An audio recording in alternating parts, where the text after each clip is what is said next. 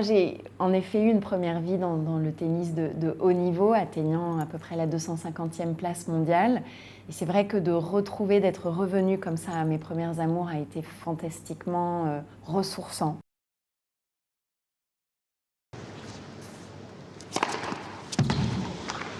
C'est final.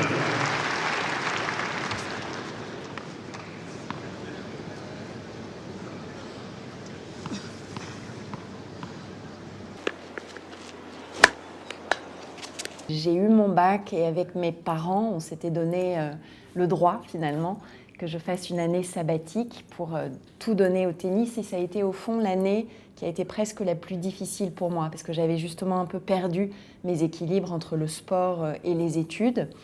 Et en juin 96, quand j'ai joué pour la dernière fois Roland-Garros en double aux côtés d'Amélie Mauresmo, j'ai posé ma raquette et j'ai dit à Amélie, écoute, je vais m'en tenir là, je ne sens pas que je vais devenir une très grande championne. Et j'avais le sentiment à ce moment-là finalement d'avoir le cœur assez léger parce que j'avais vécu des fantastiques moments grâce au sport. J'avais joué les tournois qui me faisaient rêver, j'avais joué contre des adversaires qui me faisaient rêver ou des partenaires. Et puis j'avais le sentiment finalement d'avoir voyagé un peu dans tous les endroits du monde, là aussi, qui m'émerveillait. Et donc le sentiment d'une expérience très très pleine et de pouvoir finalement refermer ce chapitre tout en continuant à écrire un petit peu mon livre à moi.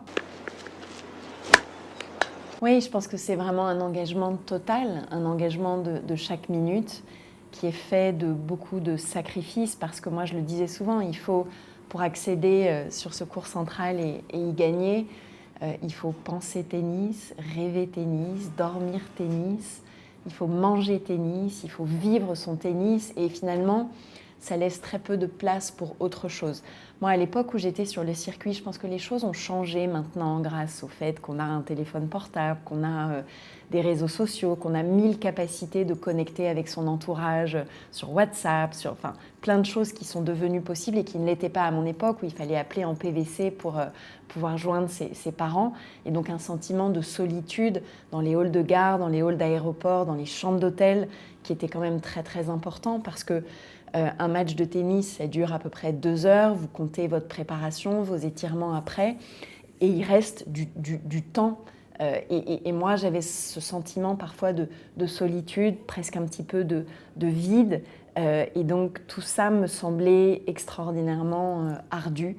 Ce qui est aussi difficile quand on est dans un parcours d'accession au plus haut niveau, c'est le regard des gens qui peuvent changer sur vous selon que vous gagnez ou que vous perdez, le regard aussi des sponsors que vous avez envie de ne pas décevoir s'ils vous ont fait confiance. Et en fait, quand on aborde tout ça à 13 ou 14 ans, qu'on est soumis finalement à ces petits chocs, c'est difficile à vivre parce que soi-même on est en construction, on n'a pas encore compris, décrypter tout ça. Et on a certaines fragilités, même liées à l'adolescence, parce qu'on sait que c'est des âges où notre propre perception du monde évolue. Et tout ça, bout à bout, je trouve, crée une forme de fragilité qu'il n'est pas évident de surmonter à ces âges-là pour devenir vraiment un grand ou une grande championne.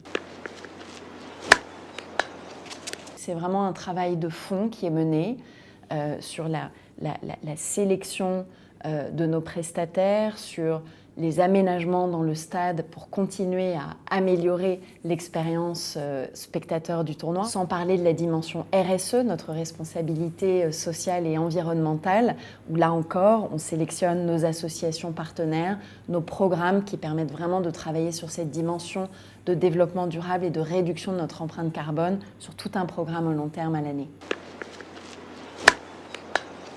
Alors, c'est un chiffre d'affaires qui est en temps normal, dans une édition normale, de l'ordre de 260 millions d'euros. Oui, depuis plusieurs années, nous avons ce qu'on appelle un prize money, qui est équivalent pour les joueuses et les joueurs, de manière à avoir quelque chose qui soit parfaitement équitable. Absolument. Il y a quelques matchs de ma carrière que je continue de rejouer.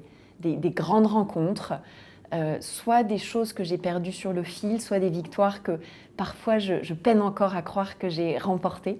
Mais en effet, ces vibrations restent tout à fait présentes en moi, 25 ans, parfois 30 ans après, ce qui est tout à fait étonnant.